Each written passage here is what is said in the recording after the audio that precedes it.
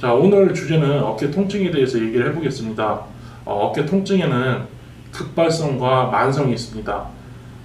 장시간 똑같은 자세로 일하거나 평소에 그 이상으로 팔이나 어깨를 혹사시켜서 어깨 결림이 심한 뒤에 어깨 통증이 일어나기 쉽습니다. 대체적으로 한창 일하는 30대에서 50대 그 사이에 쉽게 일어납니다.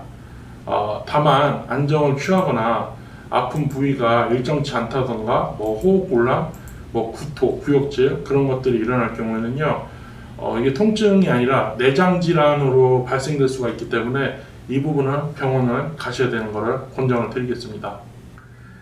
대체적으로 갑자기 이런 어깨 통증이 일어나고요. 그리고 나서 이틀에서 3일 후에는 통증이 조금 가라앉게 되고요. 통증이 시작되고 나서 일주일 후에는 통증도 많이 가라앉고 한 10일에서 15일 정도는 자연적으로 이제 사라져요, 통증 자체가. 근데 하지만 이것은 휴식을 통한 자가 회복이지 근본적인 원인은 제거가 되는 게 아니기 때문에 또 반복을 할 수가 있습니다. 이 부분은 우선 자신의 근육량 부족에서 비롯된 거예요. 근육량이 부족하기 때문에 매일 반복되는 일상 속에서 근육의 피로도가 감당하지 못해서 발생되는 부분이죠. 평상시에 적은 양의 운동이라도 하셨다면은 그런 피로도를 감당할 수 있는 근육이 되어 있기 때문에 어깨 통증이 발생하지 않겠는데요. 간단하게 비유를 하자면 일반적으로 컵에 이렇게 물이 있다고 할게요. 이 물의 양 높이는 지금 자신이 갖고 있는 피로도라고 보시면 돼요. 피로도가 있고 이 컵은 지금 근육을 나타내고 있다고 생각을 하세요. 내가 갖고 있는 근육 자체가 여유가 있으면 이렇게 물이 돼도 넘치지가 않고 평상시에 이런 그 피로도를 감당할 수 있는데 운동 부족이라든가 여러 가지 자기 관리가 안 됐을 경우에는 근육이 소실된다고 그러죠. 컵이 작아져요. 작아진 상태에서 평상시에 이런 피로도를 가정하고 물을 따라 부으면요, 넘치게 돼요. 이래서 몸이 염증이 생기고 통증이 발생이 되는 거예요. 이렇지 않기 위해서는 어떻게 해야겠죠?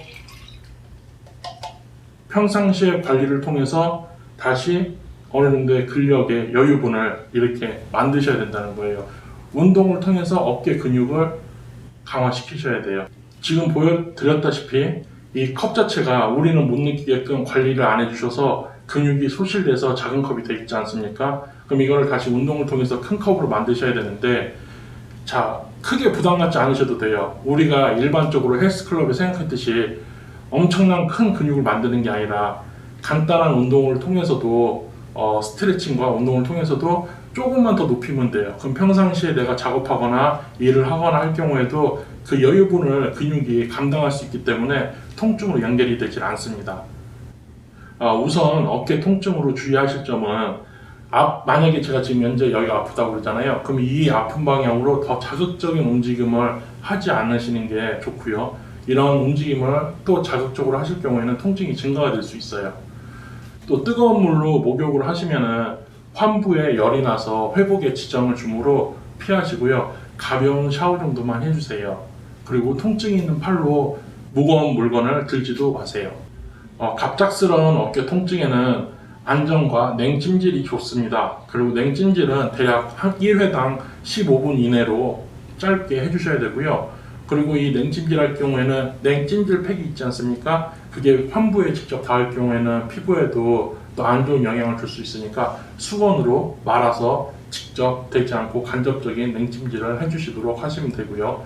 15분 이내로 1회인데 하루 동안 냉찜질을 한다고 가정했을 때는 1시간 이내로 하셔야 됩니다.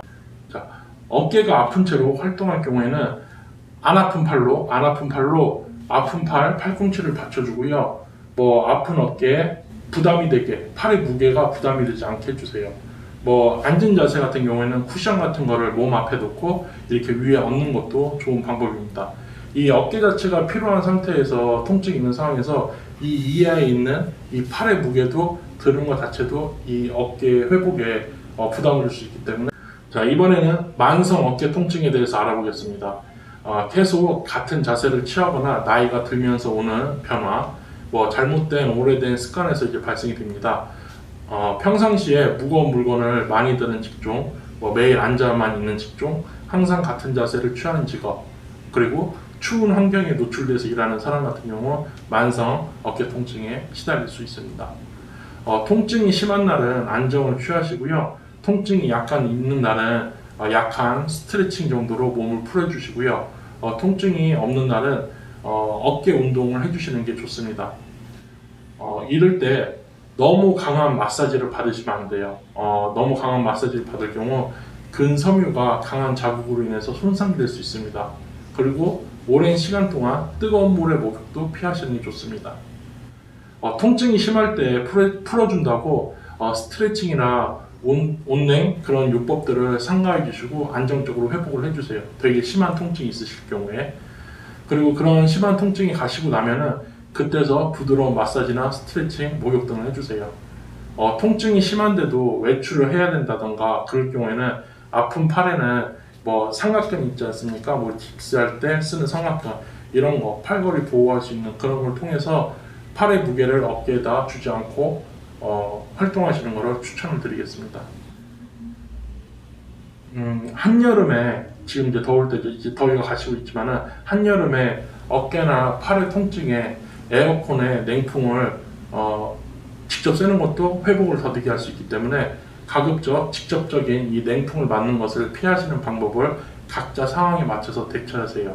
뭐 예를 들어서 직접 이렇게 오는 방향을 틀어서 에어컨 바람이 다른 데로 갈 수 있게 한다던가 아니면 이 부위에 좀 보기가 뭐하겠지만은 뭐 따뜻한 숄더라든가 그런 걸 통해서 어깨 통증을 완화할 수 있게끔 그렇게 해주시고요. 또 어깨 통증 완화를 위해서 뭐 사우나라든가 집에서 이렇게 입욕할 경우에 이 어깨가 노출되는 그런 경우에는요, 뭐 거대한 타월 같은 거를 어깨에다 덮어서 이 따뜻한 물이 온기가 올라와서 어깨를 계속 따뜻하게 할 수 있게끔 그렇게 해주시는 것도 좋은 방법입니다. 심하지 않고 평상시 어깨 통증이 자주 있는 경우에는 샤워할 때 이 날개뼈 있죠? 견갑골 뒤에 이렇게 날개뼈 견갑골이 있습니다. 이 사이에 샤워기 대략 한 40도 정도 되는 뜨거운 물로 한 3분 정도 샤워기를 대주세요. 그러면 통증 완화에도 도움이 됩니다.